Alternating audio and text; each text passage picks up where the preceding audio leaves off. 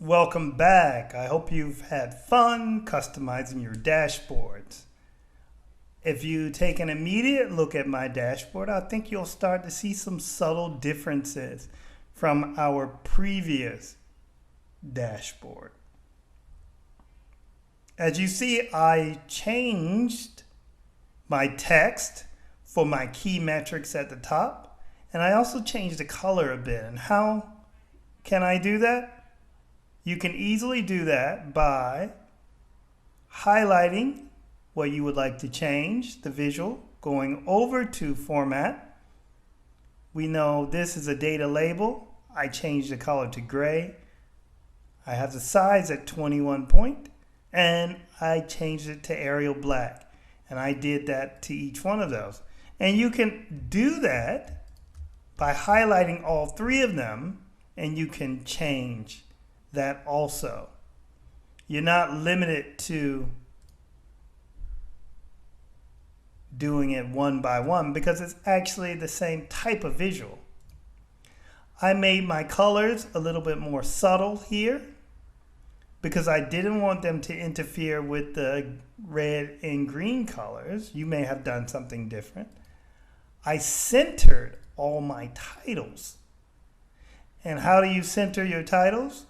You go back over, highlight the visual, you go back over to the Format option, you go down to title, and then they have the alignment option.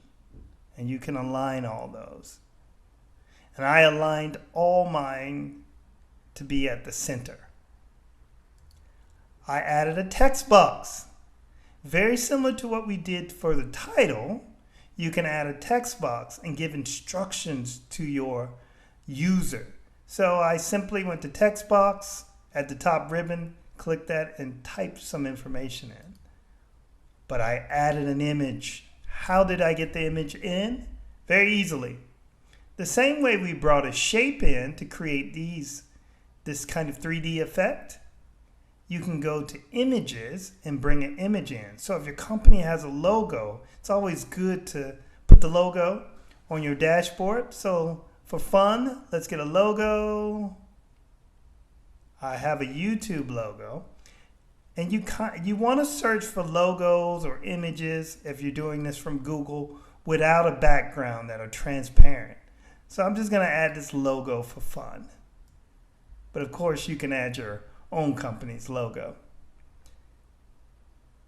So our next task, now that we have a very nice dashboard that you can be proud of, and I want you to give yourself a pat on the back to say that you are a Power BI user.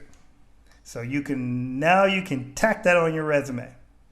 But you can say you made executive level dashboards, you know how to do interactions, you've used DAX, you can make interactive visuals, continue customizing your dashboard, have a lot of fun.